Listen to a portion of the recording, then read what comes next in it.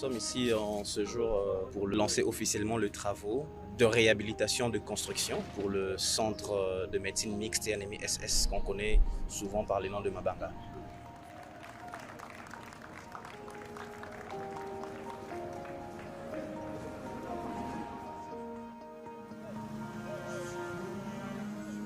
Nous avons commencé par la démolition du bâtiment qui existait, vu l'état dans lequel s'est trouvé le sol. On signale que c'est un sol humide pour en refaire un nouveau avec les différentes côtes. Nous pourrons terminer d'ici le mois d'octobre 2023, sauf imprévu.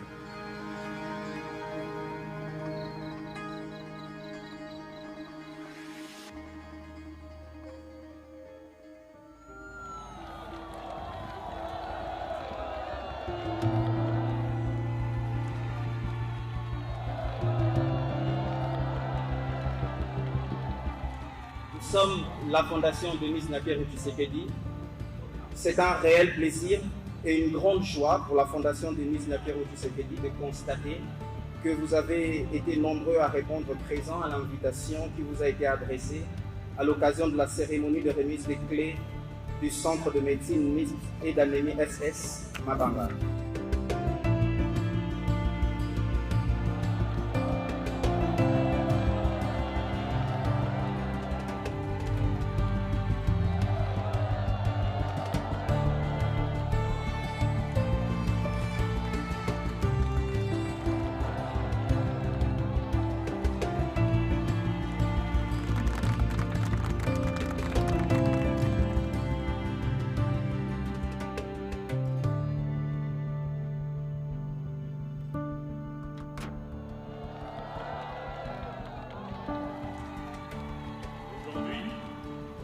Une année après, cette formation sanitaire moderne est en train d'être inaugurée par la très distinguée première dame.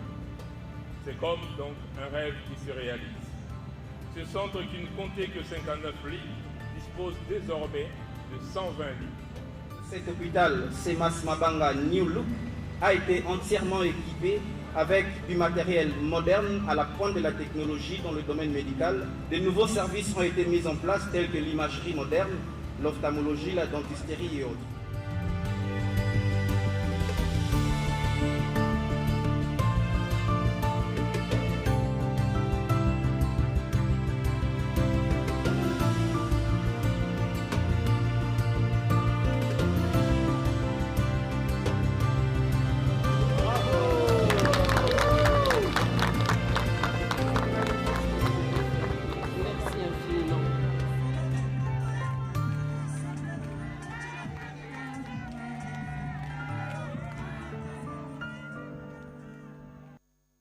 L'inauguration du centre Mabanga aujourd'hui, ça devient pratiquement un hôpital moderne grâce à la fondation Denis Ngakeru Tshisekedi.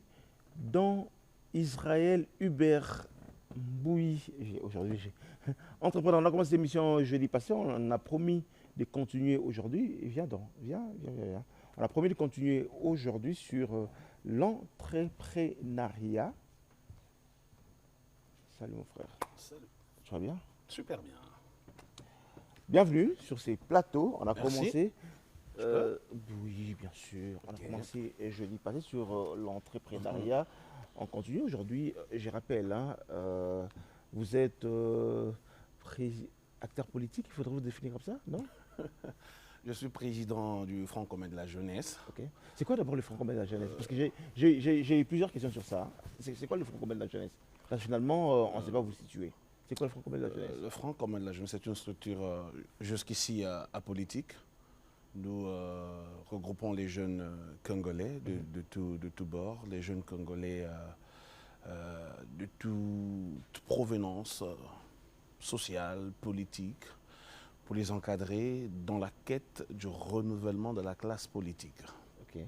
Pas seulement, mais aussi sur l'autonomisation de la jeunesse sur le plan économique. Ça veut dire que nous avons deux volets. Nous boostons les jeunes à entreprendre, à aller de l'avant, à s'autosuffire pour venir récupérer le pouvoir. Parce que, vous savez, ça fait des années que nos aînés, ceux qui nous ont précédés, ont échoué lamentablement en politique.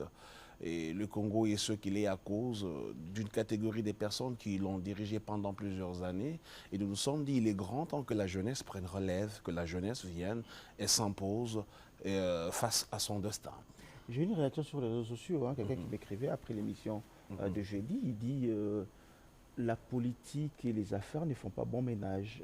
Soit on est politicien, soit on est homme d'affaires. Et d'ailleurs, il m'a rappelé, je ne sais pas si on va revoir cette vidéo, il m'a rappelé d'ailleurs lors de ton intervention, lors du Meet to President, tu as même dit au président qu'il fallait qu'il demande aux politiciens de rester politiciens et les entrepreneurs, les hommes d'affaires qui restent hommes d'affaires. Oui. Mais aujourd'hui, c'est comme si... tout à fait. Peut-être que les gens n'ont pas compris très bien la démarche. Vous savez, il y a ce que j'appelle les entrepreneurs politiques. C'est tout différent des entrepreneurs qui sont entrepreneurs qui peuvent faire la politique. Je le disais, vous savez, par exemple, actuellement, avec l'avènement de la loi fixant les règles applicables à la sous-traitance dans les secteurs privés, vous allez comprendre que plusieurs personnes à la quête des opportunités de positionnement étant politique, dès qu'il apprend, par exemple, nous avons tous appris, par exemple, lors du briefing, par exemple, actuellement, avec le contrat sino-congolais, la partie sous-traitance, c'est une affaire, un contrat de 1 milliard de dollars qui est disponible, qui doit être attribué aux entrepreneurs en ce moment. Avec la Sicomine. Avec la Sicomine, il y a par exemple avec le groupe Barrick Gold, et avec la société Metalcol. Et ça fait plusieurs milliards de dollars déjà qui sont disponibles en ce moment, qui devront être disponibles pour les entrepreneurs congolais. Pas les entrepreneurs qui doivent naître dans les 2 jours qui suivront la sortie du gouvernement, parce que tu es ministre, et tu apprendrais que l'ARSP a eu à récupérer une portion d'argent qui était détenue par les entreprises chinoises auprès de Sicomine. Tu enregistres rapidement une entreprise et pour aller la positionner au nom de ton ministère, que voilà, il faut qu'on te donne un contrat. Non, ça, c'est là que nous avons dit au président que ces genres de politique, il nous laisse faire l'entrepreneuriat. Je suis entrepreneur depuis plusieurs années, je continue dans ce domaine jusqu'à aujourd'hui. Ça ne m'empêche pas aujourd'hui de faire de la politique. Pourquoi cette motivation?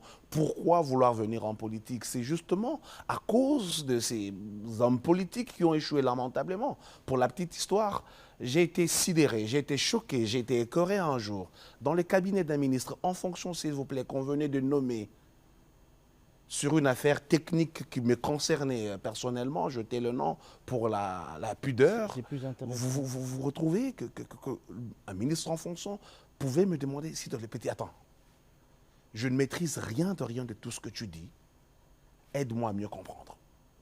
Ministre déjà en fonction, quelque chose de son domaine, il ne maîtrise rien de rien. Et il a besoin qu'on l'ouvre les yeux. Et le jour qu'on l'a ouvert les yeux, c'était de la corruption, c'était ce genre de problèmes. C'est à cause de ces genres de personnes, souvent, qui font partie passez-moi la tautologie, de ces partis politiques, leurs noms qui vont figurer récemment sur des listes, au nom de leur parti politique, ce qui est normal. Mais ici, pour nous, une demande que nous ferons à tous les partis politiques, j'espère qu'ils ont été voir l'informateur, positionner des personnes qui méritent, s'il vous plaît.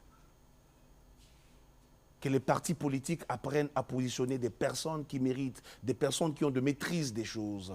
Le Congo a besoin d'aller de l'avant. Le Congo a besoin de se relever. Le Congo a besoin d'être ce grand pays au cœur de l'Afrique. N'est-ce pas que l'on dit que l'Afrique avait cette forme de revolver et que la gâchette se trouvait au Congo. Mais la bonne gâchette, c'est la bonne décision. La bonne décision, c'est la bonne signature. La bonne signature, c'est les bons politiciens qui peuvent être à des places bien précises. Alors, avant qu'on parle du sujet du jour, avant qu'on aille dans le fond de l'émission, je prends d'abord les réactions par rapport à la dernière émission. On dit, quelqu'un d'autre m'a écrit, il dit, vous faites tellement du bruit que les affaires et le bruit, ne font pas bon ménage. Ok. Je ne sais pas comment est-ce que cette personne définit le leadership. Moi, je définis le leadership comme la capacité d'influencer. Vous voyez? Étant leader, on a une mission bien précise. Une mission qui va au-delà de son propre ventre. Oui, j'aimerais bien rester dans mon coin. J'aimerais bien me taire, manger mon foufou tranquillement chez moi. Et que deviennent tous ces jeunes qui croient en don Israël? Que deviennent tous ces jeunes qui se disent « je veux faire comme celui-ci, je veux travailler comme ce monsieur et devenir quelqu'un demain ». Ils ont besoin des leaders. Le Congo a besoin des leaders, des jeunes qui ont tenté, qui ont osé, partant de zéro, partager cette expérience avec les autres pour que demain soit meilleur. Oui, je sais, il a raison quand il dit que les bruits, les business ne font pas bon ménage. L'argent n'aime pas le bruit. L'argent n'aime pas le bruit. L'argent n'aime pas les bruits. Oui, Mais voilà. ici, on n'est pas dans l'exhibitionnisme. Nous essayons juste de montrer la voie à cette jeunesse. Regardez, marchez par ici, parce que nous aussi, nous sommes passés par là. Et demain peut être meilleur pour vous. C'est ce que nous essayons de faire. Je pense qu'un pays sans leader, c'est un pays mort. Sinon, Tony Elumelu resterait manger ses milliards seul. Chaque année, il finance à hauteur de plusieurs centaines de millions. C'est là qu'on attend les vrais riches congolais. Mais la vraie richesse, elle se partage. Tony Elumelu ne parle pas beaucoup de lui. Tony Elumelu il parle de lui dans des actions. Chaque année, il y a une conférence, il y a des subventions, il y a des financements. D'ailleurs, il y a des Congolais qui bénéficient de fonds de Tony Elumelu. Et pas que lui. Ça veut dire quand l'on est un modèle, quand l'on est une étoile, on est censé éclairer les autres. On est censé montrer la voie aux autres. C'est ce que j'essaye de faire. Le Congo est un pays richissime, mais avec une jeunesse abandonnée, une jeunesse esseulée. J'essaye de montrer la voie, de dire, regardez, marchons par ici, entrons par là pour avoir tel résultat. C'est ça notre combat. Le jour où le gouvernement comprendra cela, je pense que je ferai moins de bruit parce que c'est le gouvernement qui ferait sa part de responsabilité et les jeunes pourront exceller. Jusqu'ici, ce n'est pas encore le cas. Voilà pourquoi nous en parlons. Donc, Israël, est-ce que tu ne vends pas le rêve ou du vent à la jeunesse? Vous savez, 2012, je me décide de rentrer au Congo. J'arrive au pays sans travail. C'était terrible, c'était difficile. J'arrive à Kinshasa, je n'ai pas pu respirer. Je me suis dit non, non. Repli stratégique, je vais au Katanga. J'arrive à Lubumbashi, pas de boulot. Je me dis, bon, je rentre à Kolwezi où je ne connaissais personne. J'arrive à Kolwezi avec toutes les réalités qu'il y avait. J'ai réussi à avoir un petit boulot dans une société sous-traitante minière. Je travaille pendant quelques années. Un jour, on gagne un bon contrat d'1 million de dollars avec cette entreprise. On m'a affecté à Kipushi, dans la mine de Kipushi, qu'il fallait la dénoyer, comme manager safety. D'abord comme safety officer, avec un salaire de 400 dollars, s'il vous plaît. J'arrive sur place, on devait avoir un manager safety qui devait arriver, qui n'est pas venu finalement parce qu'il aurait touché un gros lot aux États-Unis. Et le manager général est à la quête d'une personne qui aurait un diplôme de sécurité de travail. Il cherche partout, il ne trouve pas. Et par hasard, un jour, il me demande, « Don Israël, je suis en train de chercher, on n'arrive pas à travailler parce qu'il nous faut quelqu'un qui doit représenter l'entreprise sous fond de quoi? De la sécurité de travail. » Oui, j'ai fait cette formation. Tu l'as fait où? Je l'ai fait en Afrique du Sud. Je dis, d'accord, tu as le brevet? Oui, j'ai le brevet. Il est où? Non, non, à Kolwezi. On me donne un chauffeur, on part à Kolwezi, on récupère le brevet. Je rentre, quelques jours après, on commence le boulot et on m'assigne manager safety. Il fallait qu'on discute salaire. On parle, je savais au moins combien devrait toucher quoi, le manager safety, parce que j'étais tous les jours au bureau, j'avais toutes les fiches par exemple, je faisais pratiquement l'administration. Vous savez, on a négocié pendant tout un mois, au même endroit où cet expatrié devrait toucher à peu près 10 000 dollars avec un véhicule, une maison, des travailleurs à la maison, l'entreprise se dit, ils ne peuvent pas me donner au-delà de 600 dollars parce que je suis congolais. C'est là que je me suis révolutionné. Je me dis, niet, je ne peux plus jamais travailler pour quelqu'un. Et surtout pour ces entreprises étrangères dans mon propre pays. Il faut que je me lance. Et c'est là que j'ai compris que le Congo était ce pays où les étrangers venaient et roulaient sur de l'or alors que les autochtones n'étaient pas protégés. Quand je parle seulement de ça. Je comprends. Donc, oui. Donc si l'étranger, celui qu'on devait recruter, s'il venait, il devait avoir 10 000 dollars. 10 000 dollars. Mais moi, on me propose 600 dollars seulement. J'insiste pour qu'on me ramène à ma 1200. L'entreprise avait refusé. Et je me suis dit, non, niet, ça ne doit plus aller comme ça. Je me lance, je connais au moins comment ça se passe, je veux lancer mon entreprise. Et je suis parti de là. J'ai lancé ma boîte. Il fallait attendre plus de 5 ans pour avoir un premier marché. Oui, je l'ai fait. Par mes propres efforts, par la grâce de Dieu, je l'ai fait. Je ne vends pas du vent à la jeunesse. J'ai une histoire. Peut-être d'autres personnes m'ont découvert juste il y a quelques années, quand elles m'ont vu devant le président. Mais ceux qui connaissent Don Israël, à la RTN, ici, il y a des archives. Pendant plusieurs années, on a parlé de la sous-traitance. Pendant plusieurs années, on a parlé de l'entrepreneur, comment est-ce que les choses ne marchaient pas, comment est-ce que les entreprises chinoises et étrangères étaient en train de dominer les entreprises congolaises. Personne ne nous croyait. Aujourd'hui, heureusement que le DG Miguel, qui était en briefing, a épinglé les choses. Quand je parlais des chiffres ici, à la RTNC, sur Télé 50 et toutes ces chaînes partenaires ici au Congo, personne ne me croyait. Je parlais des milliards qui étaient possibles. Quand j'ai dit à l'Assemblée nationale, au président de la République, que la sous-traitance congolaise fabrique chaque jour un millionnaire étranger, qui m'avait cru? Les gens n'avaient pas cru. Mais aujourd'hui, le DG Miguel en parle. C'est une vérité. Mais parlons-en donc. Vous avez amené quelques jeunes que vous encadrez, hein, en fait. Tout à fait. On va le prendre. Venez. D'accord. On va les installer ici. Ça va. Venez, espérons que... on va parler de ces milliardaires qu'on fabrique. Bonjour mon frère. Tout à fait. Si vous aimez, Ah, c'est quoi, du piment? du piment en poudre, mais d'une convaincre. Ok, prenez place. On va juste vous présenter et puis nous on va continuer notre débat. C'est vous qui faites... Le micro est là. Vous vous appelez? Bonjour, je m'appelle Aristote Nselele. Ariston Tsele. Exactement. Et vous fabriquez du piment. Oui, on cultive et transforme et distribue en même temps. Intéressant. C'est quoi l'entreprise? Full Tech Congo, c'est mentionné dessus. Notre usine, c'est justement au niveau de Complast, dans l'un du marché Zikida. On va en parler. Je vais goûter. Oh, pipi la poussière. Monsieur? Bonjour Monsieur Jessie. Bonjour. Vous êtes? Monsieur Shadrach Moui. Vous avez aussi votre entreprise? Oui, oui. D'accord, c'est quoi l'entreprise? C'est Allez-y, le magazine- présentez-vous. Hein. c'est Parlez le- de vous. Le magazine d'Akissa, Ok. c'est un magazine qui met en exergue les jeunes qui ont un impact positif dans la société. Ok. Vous avez votre magazine.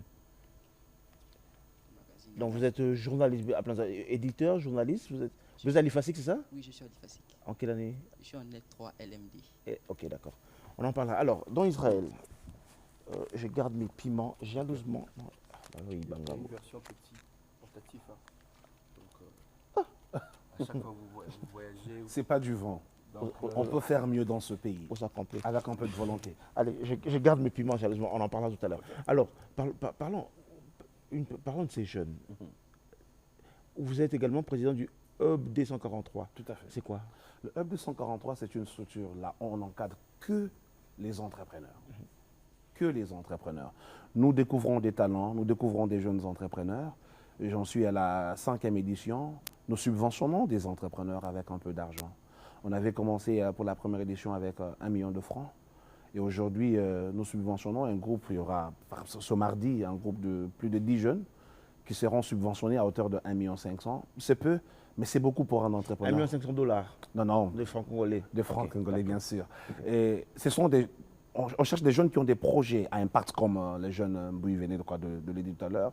Quand on remarque que ces jeunes ont quelque chose à revendre, nous essayons de le mettre sur les rails. Et quand ils donnent des résultats probants, là, nous le prenons avec nous dans le Hub 243 pour marcher avec lui cette fois-là comme partenaire, comme associé, afin que nous obtenions des grands résultats. Comme mon ami, c'est qui est tout à fait là. Il a déjà franchi des caps. Aujourd'hui, il a un bon chiffre d'affaires qui va au-delà de plusieurs dizaines de milliers de dollars. Avec du piment cultivé ici chez nous, transformé ici chez nous, mis en paquet ici chez nous. Et à son niveau, lui, il n'a pas besoin de financement de 1,5 million, il a besoin d'un partenariat. Et vous savez, le problème de partenariat, c'est encore ce autre problème du gouvernement. Le président de la République, comprenant cette chose, a mis en place ce qu'on appelle le fonds de garantie de l'entrepreneuriat, le FOGEC, pour essayer d'être là pour ce genre de problème. Mais à ce jour, je dirais que le FOGEC ne fonctionne pas comme il se doit. Il y a beaucoup de lacunes que nous pensions qu'il faut très rapidement changer des choses pour que cette structure aide la jeunesse à aller de l'avant. Comme le nom le dit, sur le fonds de garantie.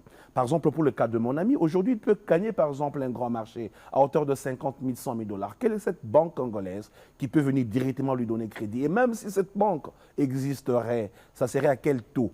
Généralement, les banques classiques au Congo, c'est entre 15 et 30% de taux d'intérêt. Alors que le business que nous faisons, ce qui est évident, la loi congolaise parle d'une marge de bénéfice qui ne doit pas excéder les 30%. Et sur terrain, nous travaillons avec 5%, 6%, 7% de marge bénéficiaire. Dès l'instant que la banque me demande 15, 20, 30%, comment est-ce que je gagnerai? Il faut que le FOGEC existe pour que ces gens de jeunes aient de la chance. Non, parlons justement du FOGEC, parce que vous êtes là-dedans. Le FOGEC, et cet argent, c'est à quoi? Qui gagne, qui bénéficie des fonds de FOGEC? Ok. Normalement, le FOGEC n'est pas d'abord là pour financer des projets. C'est une erreur. Le FOGEC est un fonds de garantie. Ça veut dire quoi? Je suis entrepreneur, je signe un grand contrat, passez-moi le terme, avec par exemple Camoa Company. On me donne parce qu'on dit que le grand contrat était détenu par les entreprises étrangères. Il faut qu'on les donne aux Congolais. Oui, l'expertise peut y en avoir, mais l'argent, vous savez, le business que nous faisons, nous, c'est que tu exécutes le travail avec tes propres moyens, tu introduis une facture pour être payé après. Il faut des financements, il faut de l'argent. Quand j'ai un contrat, le FOGEC doit être là comme l'interface. Ça veut dire que je viens avec mon contrat dûment signé, je viens, voilà, j'ai une signature d'1 million de dollars, de 2 millions de dollars, il me faut de l'argent pour exécuter ce marché. Alors, le FOGEC comme fonds de garantie s'interpose entre moi et ma banque, dit cette personne, elle est crédible, elle est suivie par nous, donnez-lui, financez-le, cet argent pour les exécuter le travail, dès que facture est payée, nous allons faire contrepartie. C'est là que le FOGEC intervient. Et d'ailleurs, plus loin que ça, on en discutait à l'époque avec M. Laurent Monzemba, qui est directeur, mais en suspension jusqu'ici. Au-delà de ça, le FOGEC pouvait encore s'intercaler comme cette structure qui doit ramener à la baisse le taux d'intérêt. Quand quelqu'un passe par FOGEC, là où la banque peut demander 25%, souvent, qu'est-ce que disent les banques? On n'a pas de garantie que cet argent reviendrait. Voilà pourquoi on impose ce taux. Mais quand il y a un fonds de garantie, il n'y a pas lieu qu'on nous impose 20, 15%. Ça peut être 5 comme dans d'autres pays, 4% comme dans d'autres pays. On se plaindrait pendant des jours que le Congo n'avance pas, l'entrepreneuriat est difficile. Oui, justement, parce que les structures mises en place par l'État ne sont pas fonctionnelles dans le vrai terme des mots. C'est là que, par exemple, le FOGEC doit être là pour travailler avec ces jeunes entrepreneurs. Et nous, avec nos maigres moyens, on se dit, on peut le faire ici et là, subventionner des jeunes. Quand on sent qu'il y a un projet porteur, on se dit, voilà, on peut faire partenariat. Parce qu'une autre façon aussi de faire les business, il faut enseigner les jeunes Congolais qu'on ne réussit pas dans les business seuls. Tu peux avoir une idée géniale, tu la lances seul, mais pour avancer, il faut te faire associer d'autres personnes. Et là encore, on demande aux jeunes d'être loyaux. D'être loyaux parce qu'on parle des jeunes quoi, au pluriel. Quand il n'y a pas de loyauté, il n'y a pas de business, il n'y a pas d'avancée, il n'y a pas de réussite non plus. Alors, parlons de ces piments. Ton expérience entrepreneur, le micro, comment tu as commencé, comment tu as évolué et c'est quoi les difficultés aujourd'hui? Ok, merci, c'est une très belle question. Moi, au départ, je n'ai jamais voulu lancer une usine de transformation des piments. À la base, c'était une idée de ma mère, parce que très souvent, les gens venaient à la maison et elle avait une façon particulière de fabriquer son piment. Tout le monde qui en consommait revenait très souvent pour pouvoir prendre ou demander pourquoi ramener à la maison. Alors, quand j'ai fini mes études, je me suis dit, bon, pourquoi pas industrialiser ça? Et c'est là que tout est parti. Vous avez fait quoi comme études? Je suis ingénieur en production pétrolière à l'université de Kinshasa. Okay. Donc, avec un cursus où j'ai été passionné de procédés industriels, je me suis imaginé une ligne de transformation et un paquetage et tout ce qui va avec. Donc, c'est alors qu'on a réussi quand même à mettre ces piments. Donc, à la base, 5 ans avant, je ne pensais pas en fait fabriquer ces piments. C'est quelque chose qu'on a compris parce qu'il faut noter aussi que le piment, c'est vraiment ancré dans notre culture. Tout se mange avec du piment. Vous le cultivez où? On le cultive dans la province de Bandundu où on a à peu près 50 hectares, où on est en train de développer. Là, on a déjà cultivé 15 hectares. On est en train d'aller un peu plus loin parce qu'il y a une très très grande consommation et le marché, tout s'est consommé avec le piment. Non, mais maintenant, la question pour en arriver là, parce qu'on parle de l'entrepreneuriat, le fonds et autres, comment vous avez fait? Moi, pour ma part, c'est une expérience particulière. Je n'ai jamais été bénéficiaire d'un quelconque financement. Vous savez, l'entrepreneur, comme l'a dit cher aîné, c'est parsemé de beaucoup de difficultés. Beaucoup de gens ont eu la chance peut-être d'avoir beaucoup plus que nous, mais n'ont pas réussi à faire ça. Donc nous, ce qui nous a permis de se construire, c'est les efforts, la motivation. On n'a pas commencé comme ça, avec une ligne qui peut pondre 1000 chaînes en une journée, non. On a commencé avec les systèmes de pots. Et avec les chiffres qu'on générait, On est passé d'une unité semi-industrielle et là, on est en train d'avancer. Donc, c'est comme ça que cela est parti, mais on n'a pas encore réussi vraiment quelque chose, mais je sais que ça va arriver d'une manière ou d'une autre. Israël, ils n'ont pas encore réussi quelque chose, mais déjà, ils sont à ces niveaux. C'est qu'il y a un problème quelque part. Oui, non. Moi, je pense que le vrai problème de l'entrepreneur, ce n'est pas le financement. Le vrai problème de l'entrepreneur, c'est lui et son propre projet. La croyance, la foi en son projet. Personnellement, moi, mon premier contrat en tant qu'entrepreneur était de $450, sur lequel j'ai perdu plus de $1000. Mais j'avais un pari avec la vie, j'avais un pari avec moi-même. Qu'on devient entrepreneur, c'est quand on produisait, quand on mettait sur le marché un produit ou quand on exécutait un marché. Alors, il fallait traverser ce cap. Mais le problème, ce n'est pas trouver le marché, monter le dossier. C'est là où c'est un autre problème. Non. Vous savez, aujourd'hui, nous sommes dans un pays magnifique. Un pays où tout le monde peut réussir. Un pays où tout le monde peut entreprendre. Regardez, Kinshasa, seulement, c'est à peu près 15 millions d'habitants, comme l'on dit. Tout le monde mange du piment chaque jour. Minimisons que par semaine, tout le monde consommerait du piment de $1 et c'est vérifiable. Est-ce que vous savez qu'avec le piment seulement, on peut fabriquer des millionnaires? Il faut y croire, se donner les moyens, être dans le réseautage, être à l'affût des informations, se former, s'informer, être avec les aînés, avoir du coaching. C'est ce qu'ils sont en train de faire. Parlons maintenant du cas concret. Il est là, il est déjà à ces niveaux, mais pour devenir millionnaire, il fait quoi? Pour devenir millionnaire? Faisons le coaching. Oui. Okay. Regarde par exemple, il est sur un projet avec la chambre de quoi? La chambre de commerce chinoise. On lui a soumis une offre. Que je donne le chiffre? $100 000. Okay. Et il n'a pas $100 000. Quand tu dis on lui a soumis les chiffres, c'est-à-dire quoi? On lui pose l'offre. Ça veut dire que la chambre de commerce chinoise dit que non, nous avons besoin au courant de cette année que tu nous fournisses du piment pour $100 000. Okay. Il faut qu'il cultive, qu'il transforme à hauteur de $100 000 qu'il livre pour être payé. Là, il n'a pas $100 000. Il n'a pas $100 000. Okay. C'est là que le FOGEC devrait intervenir. Mais comme le FOGEC est encore absent, quand j'ai discuté avec lui, je me suis dit, ok, d'accord, tu as déjà du chemin. Je le suis depuis un peu très longtemps. Tu as fait tes preuves et le conditionnement est bon. Le projet est bancal. Qu'est-ce qu'on fait? On fait partenariat. Avec notre structure, nous trouvons les moyens essentiels. Nous finançons quoi? La production. Et il livre. Nous avons notre part, il a sa part. Parce que là, c'est maintenant du high business. Ce n'est pas au niveau de quoi? De subvention. Ça devient quoi? Un partenariat. Et dès l'instant, par exemple, qu'il réussissait au courant de cette année à livrer pour $100 000, la vérité est que c'est un test qu'on vient de le faire. Mettons, pause. Pourquoi tu ne vas pas à la banque pour prendre un crédit? Exactement, on l'a évoqué. Le taux, c'est vraiment le Monsieur Israël m'a même parlé de 15%. Mais pourquoi tu ne vas pas à la banque? Est-ce que tu as essayé pour aller à la banque? J'ai essayé pour ne pas citer les noms. Et je vous dis que c'est encore pire que 15%. Ils vont même à 30%. Vous voyez, le business, c'est pas... Au Congo, il y a beaucoup de risques aujourd'hui pour que ça marche. Et la banque, je peux prendre $1000 aujourd'hui à la banque et 3 mois déjà après, il me demande déjà de commencer à payer. Oui. Vous vous rendez compte? Vous pouvez commander ces emballages en Chine, ça peut prendre du temps, ça peut être bloqué à ma taille. Pendant que vous n'avez pas encore commencé, vous n'avez même pas reçu le consommable de l'usine, mais la banque vous oblige. Comment vous faites? Et si vous savez, il y a un sérieux problème avec nos banques. Voilà pourquoi l'un de mes plus grands projets... Israël, attends, avant qu'on continue. Il y a, comment on appelle ça encore? Là où il y avait Chikuyab, pas INTP. Celui qui donne des crédits ici, comment ça FPI? Pardon? FPI? FPI. Pourquoi tu n'as pas contacté FPI? Parce que FPI finance, il donne de l'argent.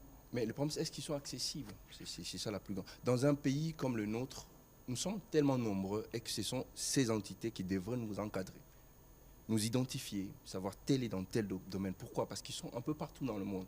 Au-delà de tout ça, ils doivent rassembler toutes les opportunités et nous ramener ça. Aujourd'hui, si vous arrivez au FPI, parce que c'est un fonds, qui vous reçoit? Vous allez déposer un document. ici, on ne va pas parler de tout ce qui ne marche pas. On préfère se concentrer sur ce qui marche. Vous allez déposer un document, mais qui va vous comment, rappeler? en fait, c'est le problème. Commencez par écrire au FPI. Oui, mais qui viendra? Qui va vous répondre? Qui va vous recevoir? C'est ça, c'est le problème. C'est que les entrepreneurs ou ceux qui ont besoin de financement ne font pas le premier pas. Là, on parle On du fait le premier pas. On parle du FPI, On a- mais il dit... je vous parlerai de ma propre expérience avec les structures de l'État. Quand nous nous battions, naguère, on essayait de faire ça. Mais je vous dis que je n'ai jamais reçu, moi, de même, ce financement. Déjà, le temps de traitement de dossier. Tu t'imagines qu'on vient de te faire une offre, tu dois livrer cette année, mais la structure de l'État peut prendre 6 mois pour traiter ton dossier et t'appeler après. Tu penses que la chambre de commerce chinoise attendra toi qui prends 6 mois? Non, ils iront au Cameroun trouver quelqu'un qui produit. Ils iront au Bénin trouver un autre et on lui donner le marché. C'est ce qui se passe. Et voilà pourquoi ici c'est une demande. Encore, je reviens à la genèse là où nous étions, moi et vous. Le président de la République va exécuter son dernier mandat. Il sera le seul répondant de son échec et de sa réussite. Oui, la politique se fait avec les partis politiques, membres du présidium de l'Union sacrée. C'est bien beau tout ça là. S'il échoue, on dira que le président Tshisekedi a échoué. S'il réussit, ça sera la réussite de tout le monde. Mais l'échec, en tout cas, sera l'échec L'échec est du toujours président. fait, là, on a toujours C'est dit ici, par exemple, des fonctions technocrates, où on a besoin de gens qui réfléchissent autrement. Ne donnez pas aux politiciens. Les fonctions, on a besoin du dynamisme, on a besoin du pragmatisme. Ne donnez pas aux politiciens. Des ministères qui ont besoin des gens qui réfléchissent autrement, qui ont une vision. Comme l'entrepreneuriat. Justement, par exemple, le FOGEC, Comme le FOGEC. l'entrepreneuriat, la RESP qui est dans des bonnes mains. Le FPI. Le FPI, le fonds de... Regardez, quand on parle du FPI, tout ce que moi je me rappelle, les dernières nouvelles que j'ai du FPI, c'est la fameuse liste des politiciens qui n'ont jamais payé jusqu'aujourd'hui. Des millions de dollars, qu'est-ce qu'ils en ont fait? Le critère de sélection se passait comment pour qu'on donne à ces politiciens ces grosses sommes d'argent? Alors que des jeunes ont des projets bancables, des jeunes peuvent j'arrive pas à réussir. comprendre. Il y a quand même des jeunes également qui bénéficient de fonds du FPI et autres. Il y a des jeunes. Je prends le cas de... ça me vient à l'esprit comme ça. Le café quinoise. Tissia. Ok. Elle a bénéficié du fonds. Et Justement, vous parlez d'un exemple sur 50 millions. Vous voyez le problème? Un problème de ratio. Je ne dis pas que le FPI ne fonctionne pas. Oui, il y a des jeunes qui ont bénéficié. Tant mieux. Bravo. Mais là encore, que ce soit tous ces fonds, tout autour de quoi de ça là, le critère de sélection, il est problématique. Et chaque fois quand les jeunes viennent, le délai de traitement, l'entrepreneuriat, tu as l'opportunité, tu réagis et tu gagnes. C'est différent des projets où, voilà, j'ai un projet, je m'imagine, je pars introduire, j'attends qu'on me finance. D'ailleurs, les vrais entrepreneurs n'ont pas besoin de financement. Voilà les vrais entrepreneurs. Regarde mon jeune, il est à l'université, il a déjà un magazine qui est bien fait, bien édité, bien écrit, en bon français. Qu'est-ce qui se dit? Je mets en lumière d'autres jeunes qui font bien. Et surtout, est-ce que je peux parler de la situation de ces jeunes? laisse-le parler de sa situation lui-même. Est-ce que tu peux? Vas-y. Parle-nous de toi. Ok, merci. Moi, c'est Shadrach Moui. Oui, Shadrach. Je suis jumeau. Ah, ok. C'est-à-dire mon jumeau qui me suit à la télévision. On les salue. Ok. Et lui et moi, nous sommes drépanocytaires. Ok. Ok. Vous voyez comment ça peut être compliqué dans un pays comme la RDC, où il n'y a pas de prise en charge, où on est obligé, la famille est obligée de se débrouiller avec nos propres fonds pour s'occuper de notre santé et investir en nous. Parce que vous savez, nous, moi, je ne peux pas me dire là, je vais puiser de l'eau pour avoir de l'argent. Non, ma santé ne me permet pas de faire ça. Moi, c'est dans ma tête que j'ai investi. Dès le bas âge, mes frères, mon père, ma mère, ils me disaient que c'est dans ta tête que tu dois investir pour réussir dans la vie. Toi, tu ne peux pas dire si je ne réussis pas, tu vas prendre un pouce-pouce, tu vas aller. Non, tu ne peux pas devenir porteur, tu ne peux pas faire une activité qui demande des efforts physiques. Et j'ai grandi avec cette mentalité. Je savais que, non, moi j'investis dans ma tête. Je prends mes études au sérieux et j'investis dans ma tête. Et vous avez quel âge? J'ai 19 ans. D'accord. Faire un Ndakisa à 19 ans, c'est peut-être Les autres vont me dire que je suis pressé, j'aurais dû attendre de terminer mes études. Mais non. Aujourd'hui, je ne sais pas si vous savez la situation du vrai drépanocytaire sur les terrains, mais c'est catastrophique, je peux vous le dire. La RDC produit 40 000 drépanocytaires chaque an. Mais peu sont ceux qui dépassent ces 5 ans et peu sont ceux qui dépassent ces 10 ans sans mon formation. Moi, si je m'élève, la personne saura que je suis drépanocytaire, je ne vous le dis pas. Mais ce n'est pas toute la situation des autres. Les autres, à la première aperçu, vous saurez que non, celui-là, il est comme ça. Ce sont des problèmes, j'ai même un projet sur ça, mais malheureusement, on revient sur le même point, ce n'est pas accessible à nos structures, nos institutions. La drépanocytose, hein, c'est le combat que mène chaque jour la première dame avec sa fondation, la fondation d'Élise Tout à fait, j'ai même un mémo que j'ai écrit avec mon frère, avec d'autres drépanocytaires, que j'ai souhaité, j'ai écrit plusieurs lettres d'audience à la fondation. Malheureusement, je sais que la première dame est une personne très préoccupée. Je lance d'ailleurs un message à la première dame que je suis Shadrach, drépanocytaire. Moi et mon jumeau, nous aimerions vous rencontrer pour discuter. Nous avons quelques pistes de solutions à vous proposer. On va en profiter. On imagine, hein, on rêve, on imagine peut-être qu'elle est en train de nous suivre, ses services, on imagine. Parce que, avant de revenir sur Ndakisa, en 2-3 mots, votre projet sur la drépanocytose, c'est quoi? En 2-3 mots. Oui. Aujourd'hui, le problème de la drépanocytose en République démocratique du Congo, c'est la prise en charge. Les drépanocytaires émanent des familles pauvres. Il faut qu'on se le dise. Les drépanocytoses émanent d'un motard qui a rencontré une jeune fille là au coin. Bouffe, sans test, sans quoi, ils ont produit un enfant. Et l'enfant est drépanocytaire. La majorité de familles qui ont une classe moyenne connaissent qu'ils doivent faire l'électrophorèse avant de se marier. Vous voyez? Mais les drépanocytaires émanent de cette famille-là qui ne sait pas, au village, ils ne connaissent pas. Nous, notre projet, c'est sur la sensibilisation. Ok. Wow. Et comment vous comptez le faire? Il y a une plateforme qui est lancée, Let's Stop. Okay. Il est temps que ça s'arrête. Nous sommes dans la sensibilisation. Nous comptons nous expandre dans toutes les 26 provinces en République démocratique du Congo et sensibiliser sur la drépanocytose. Nous soutenons également le projet de loi de Madame à l'Assemblée nationale qui elle soutient les drépanocytaires. Il y a un projet de loi parce que moi je pense que si aujourd'hui la maison communale, les églises obligeaient aux couples d'apporter le test de compatibilité avant de s'épouser, on va réduire sensiblement cette situation. On reviendra, on organisera une émission spéciale avec exactement, toi et tes équipes et tes amis pour parler justement. Madame la Première Dame, je crois que ce sont ces personnes qui vivent l'expérience qui peuvent bien expliquer aux autres. Je crois Shadrach en est un exemple. Allez, revenons sur Ndakisa. Tu t'es lancé dans l'entrepreneuriat avec ton magazine Ndakisa. Comment tu fais en fait? Comment tu rencontres ça? Comment tu finances ça?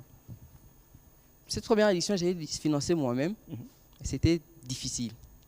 Quand j'ai parlé des gens que je compte lancer un magazine, qui parlent des jeunes entrepreneurs, on me dit, mais vous voyez, vous les jeunes, vous voulez parler, vous voulez être CEO, mettre sur ton compte LinkedIn CEO2, mettre sur ton compte Twitter CEO2.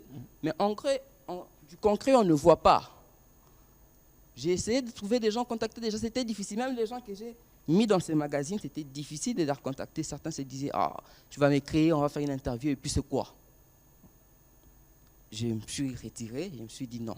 C'est vraiment utopique, c'est irréel de paraître pour quelqu'un comme ça, de demander si tu peux me faire ceci. Non, non. J'ai dit, je veux travailler, produire un magazine. Comme ça, quand je veux parler de ma vision, il y aura du fait accompli.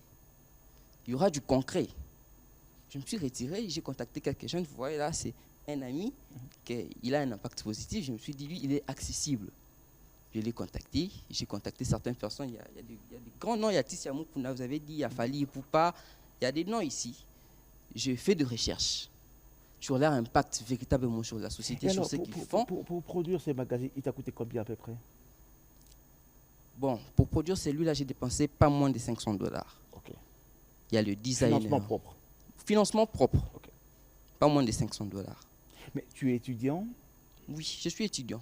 Comment tu fais pour financer ça? Pour financer ça, je suis étudiant. Déjà, j'ai appris la culture de la banque assez très jeune. Okay. J'ai épargné mes petits $10, $5, $20. Et c'est grâce à ça, mes petites épargnes, que ça m'a aidé à produire ces numéros. Et là, tu comptes produire un deuxième numéro. Mais déjà, pour le panier, je crois qu'on va se voir avec l'équipe, on va s'entendre.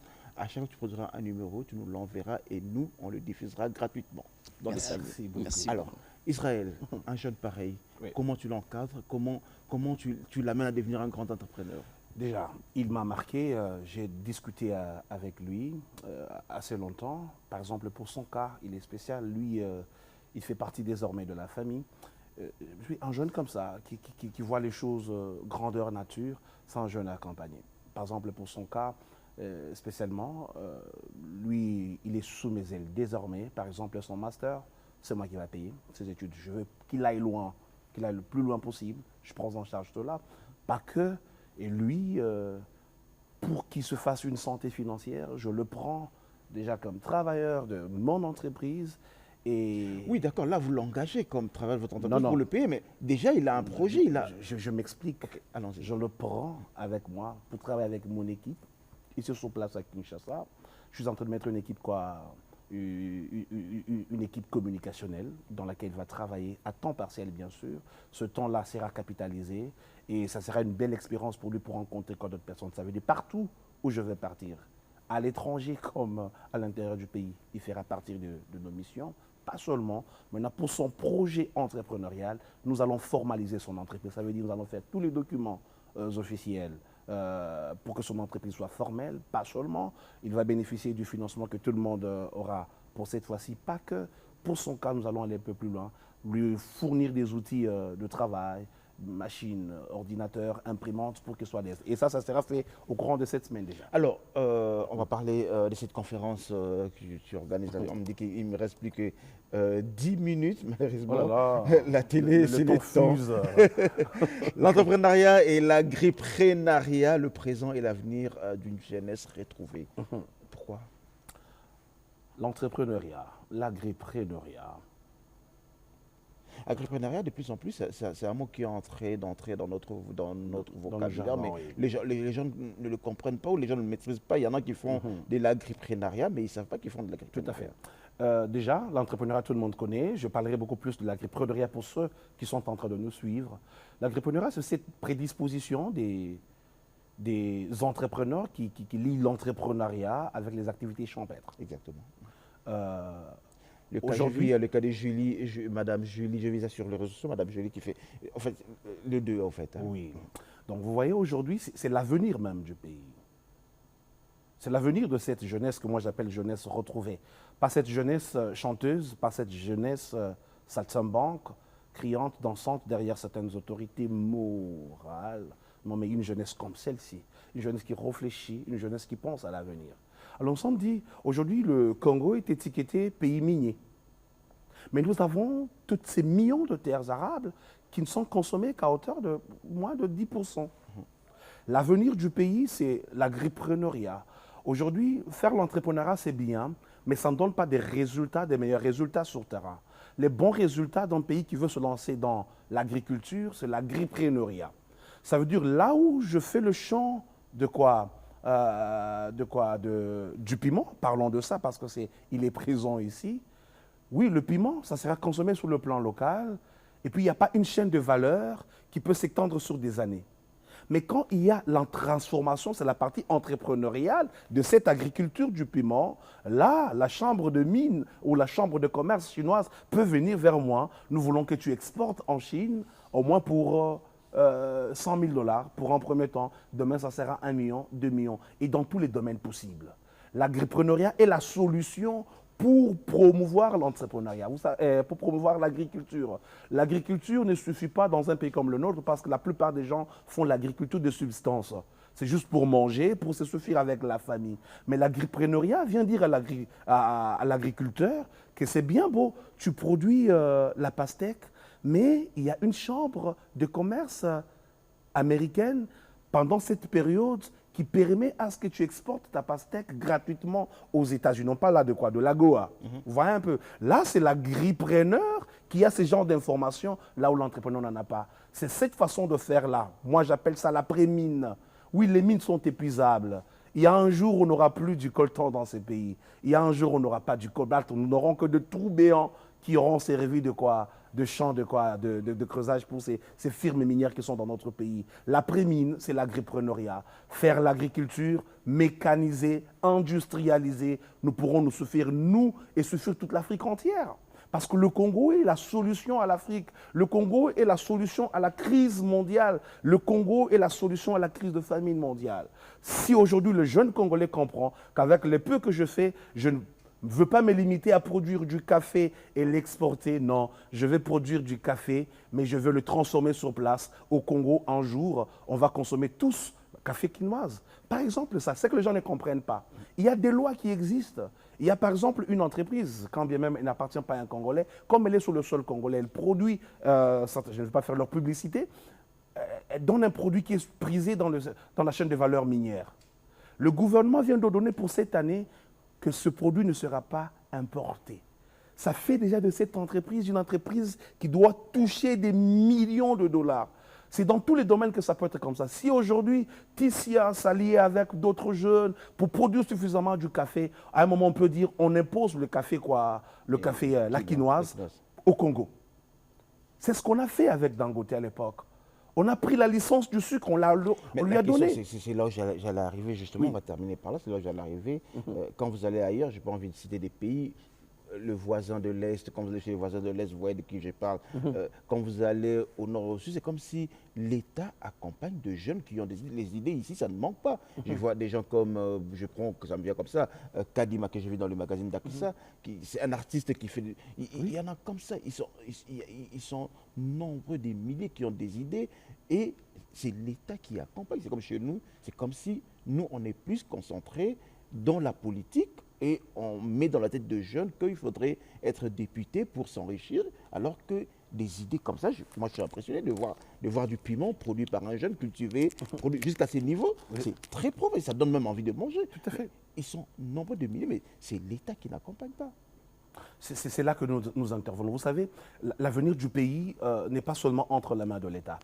Là aussi, il faut qu'on apprenne à dire aux jeunes cela. Le bonheur ne nous sera jamais offert sur un plat doré, non.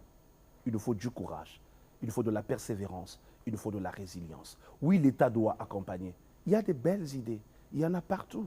C'est là que moi je dis, nous devons un peu sortir de ce carcan politique. À un moment, nous devons dissocier les choses. Je peux être bon, oui, ouais. Moi je soutiens la vision du président Félix Antoine. Ce n'est pas secret des polichinelles. Mais ça ne fait pas de moi ayant droit par rapport à d'autres jeunes qui ne supportent pas la vision du président. Ils sont tout à fait congolais, de l'opposition comme de la majorité.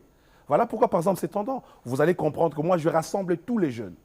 Les jeunes qui sont, par exemple, financés par nous. Il y a des jeunes qui viennent, quand vous suivez leur Twitter, leur compte Twitter, vous sentez bien que celui-ci, il est opposant au régime actuel.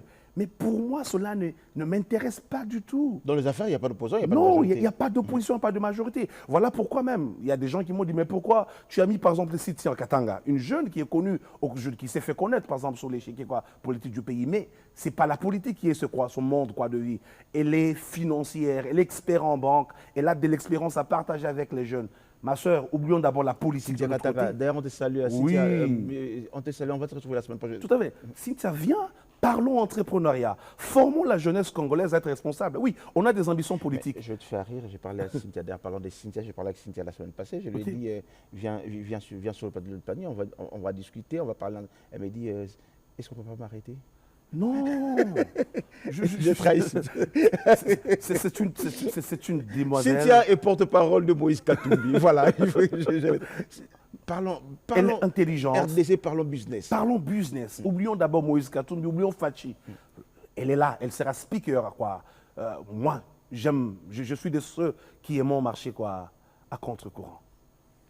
Là où tout le monde pense que c'est un péché, non, ce n'est pas un péché. Dans le business, il n'y a pas d'opposition, il n'y a pas de majorité. Il n'y a que des têtes qui réfléchissent pour le bonheur du pays. Si elle ne le fait pas maintenant, elle aura le même problème qu'à Fachi, avec la même jeunesse qui ne comprend pas les choses. Le jour que Moïse Katumbi serait président, les Congolais, si on ne les forme pas aujourd'hui, si on n'aide pas ces jeunes, donc le même problème existera, le Congo ne saura pas dans quelle direction aller. C'est là que je dis, j'appelle à tous les jeunes, à un moment donné, mettons la politique de côté. Soyons unanimes sur une cause, la cause de la jeunesse entrepreneuriale. J'aimerais chuter par quelque chose. J'aimerais mettre d'emphase sur cela. J'appelle tous les jeunes entrepreneurs de la capitale Kinshasa et ses environs. Là, je parle bien de Midwest qui doit devoir commencer les travaux de l'aéroport de Ndjili. Cet aéroport ne se fera pas sans les Congolais. Non. On ne peut plus permettre un certain bon nombre de choses. Il y a des jeunes qui ont des idées. Nous avons des ingénieurs. Il suffit de voir Kinshasa. Il y a des jeunes qui viennent de l'université qui vous construisent des choses inimaginables. Mais prenez ces jeunes qui acquiescent l'expérience avec ces grandes entreprises. D'où viendrait l'expertise que nous sommes en train de rechercher si quand il y a des opportunités, on écarte l'ingénieur congolais en lieu place des ingénieurs, des maçons, même des manœuvres qui viennent de Turquie. On l'a vu à l'époque avec le contrat chinois. C'était plus des Chinois qui venaient de la Chine pour venir faire des routes ici à Kinshasa. Alors... Non, ça, nous devons marcher. Voilà les causes pour lesquelles. Moi, je vous informe. J'informe à tous les jeunes Congolais. Le président de la République vient de renouer ou de re-signer un nouveau contrat sino-congolais qu'on a revu à la hausse. Mais nous avons... Le problème, ce n'est pas un problème de chiffres. Le problème, c'est l'impact dans la vie du Congolais. Là, je lance un message à l'actuel et au futur ministre des PME. En tout cas, cette année, les jeunes Congolais vont marcher, pas parce qu'un homme politique a dit allons marcher, on m'a privé de siège, on m'a privé de ministère.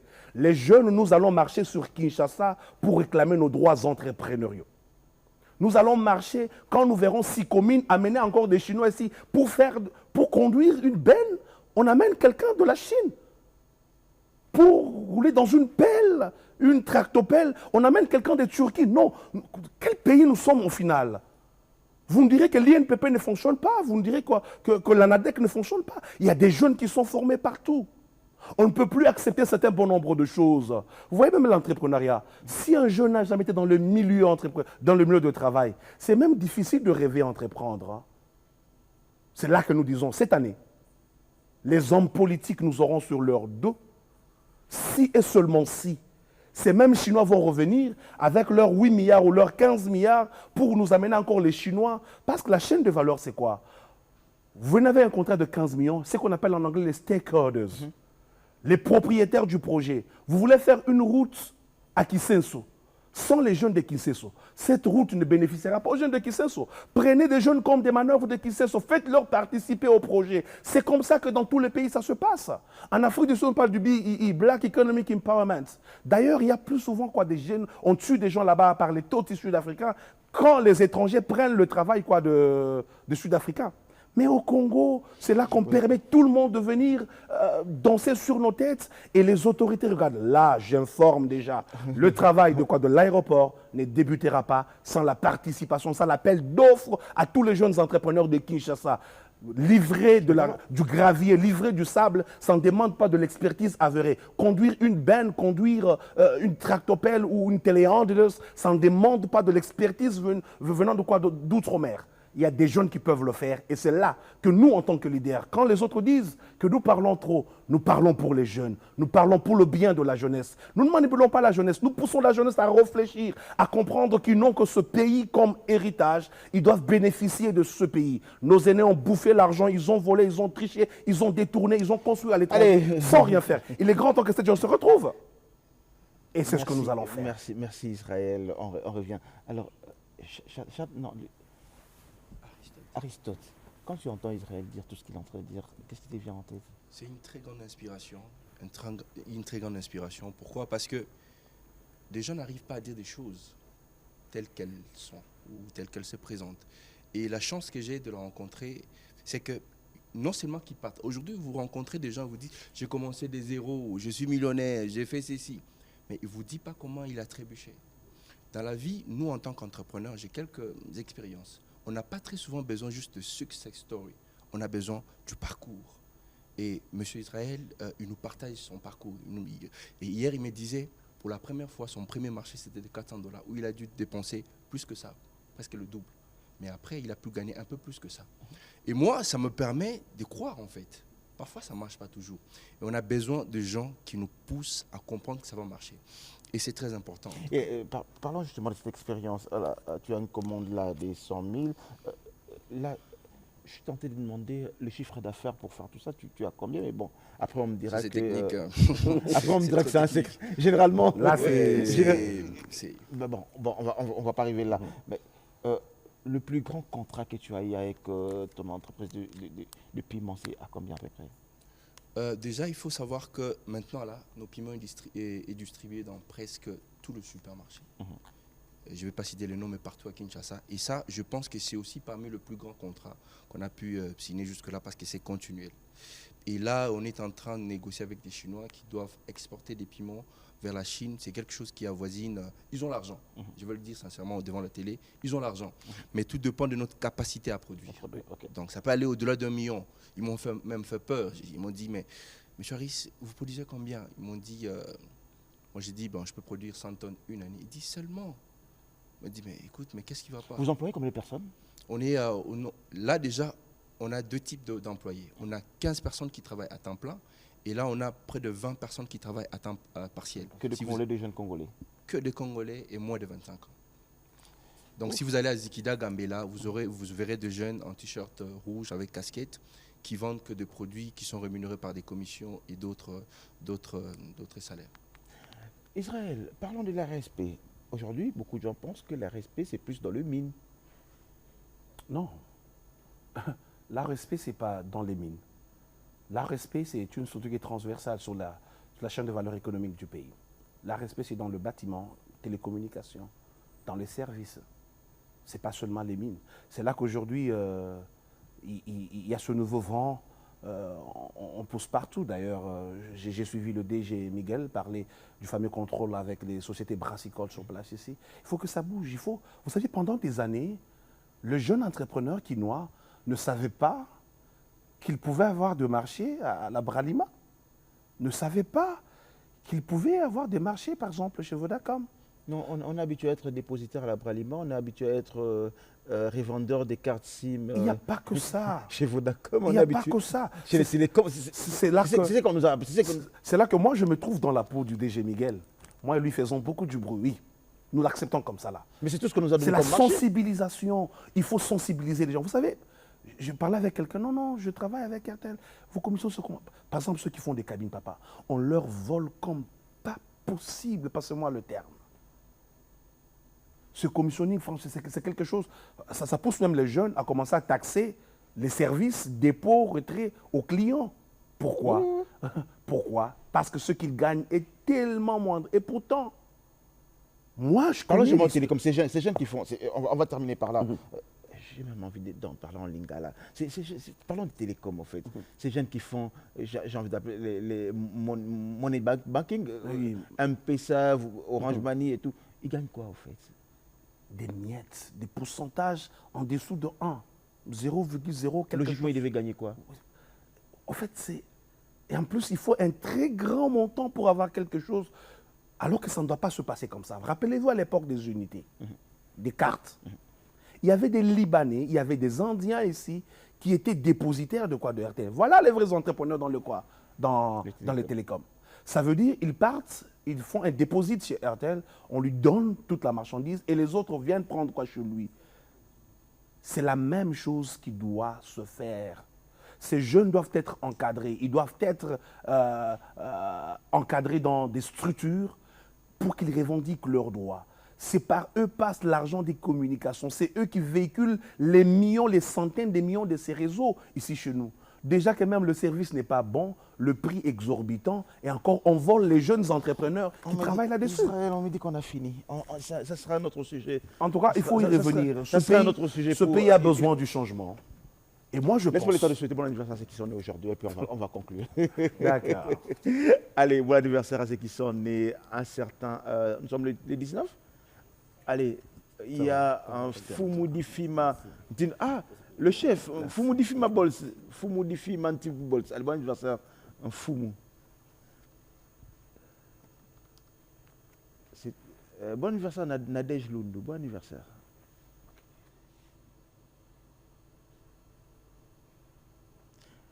Pamela Kibala, bon anniversaire Pamela. Baby Mputu, bon anniversaire Baby Mputu Lubengo. Mais voilà, on me dit qu'il ne faudrait pas révolter les jeunes, il ne faudrait pas créer... bon, je vais terminer par Israël, ce sera le mot de la fin. Ok. Mot de la fin, comme mot de la fin, qu'est-ce qu'on peut dire? Moi, je suis tenté, pourquoi Nacha? Non, c'est exactement le nom de ma mère, paix à son âme, qui nous a laissé l'année passée. Une brave femme. Donc là, vous avez immortalisé votre maman, donc on va consommer Nacha. Alors, le mot de la fin. Je pense que le meilleur investisseur congolais, c'est le client. Je crois en eux. Alors, je lance un appel. Si vous êtes tout près d'un supermarché, passez maintenant, prenez votre Nacha. C'est tout ce que je leur demande maintenant. Et en prenant si tous, nous sommes combien? À Kinshasa, nous sommes, on dit 10 millions, 20 millions 18 millions. 18 millions à peu près. Si on pouvait consommer ça, parce que c'est un Congolais. Il faudrait tout comme un niveau, Anna. Tout comme consommer Congolais. C'est-à-dire que, au moins, on a comme ça, pilipili, tout comme on lia yango. C'est-à-dire, ceux qui sont sur 20 millions. Supposons que pilipili a $1. 20 millions. Chaque jour, ce sont pilipili, il y a $1, $1. Vous imaginez? Donc, c'est les 20 millions de dollars. C'est-à-dire que nous créons un millionnaire.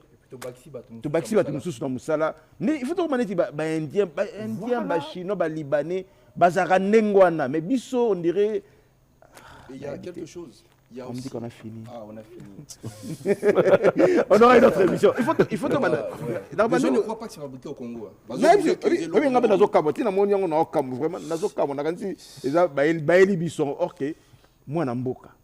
Allez, micro. Disco, 5 minutes, pardon. 5 minutes, c'est le mot de la fin. Disco, très vite. Bon, chers jeunes, j'aimerais vous conseiller de vous lancer. Le gouvernement ne peut pas vous aider tant que vous-même, vous n'avez pas proposé quelque chose. Apprenez à proposer quelque chose. Si on ne vous aide pas, c'est là que vous pouvez vous plaindre après. Mais proposez d'abord quelque chose et voyez, battez-vous pour que cette chose puisse se réaliser. C'est ça que j'allais vous dire. Et n'oubliez pas, commandez Ndakisa. Cherchez-nous sur Internet et vous l'aurez. Internet, merci. Système écologique, tout fou là, tout Kendera, Chinois, Libanais, Indiens, trop. Bon, je ne suis pas contre eux, hein. Je suis pas contre eux. Israël, on a fini.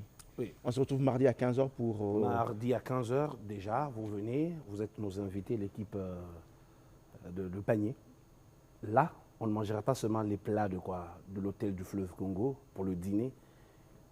Les jeunes vont venir exposer. Vous allez manger le liboké des jeunes entrepreneurs congolais. Le piment sera à table, le piment. Et donc, nous allons essayer de mettre en valeur, mettre en vitrine nos jeunes et nous vous invitons. Pour ceux qui n'ont pas encore d'invitation, passez à l'hôtel Memling, juste à la réception. Prenez votre invitation pour ce mardi. Rendez-vous mardi à 15h pour cette grande dîner-conférence avec les entrepreneurs. Allez sur les réseaux sociaux, Ndakisa Magazine. Vous allez soutenir notre ami Shadrach. Manger le piment Nacha, c'est un Congolais, il faut te commander. Mesdames, Messieurs, on a fini pour aujourd'hui. Je vous retrouve jeudi à 6h pour un autre numéro de panier. Bon week-end.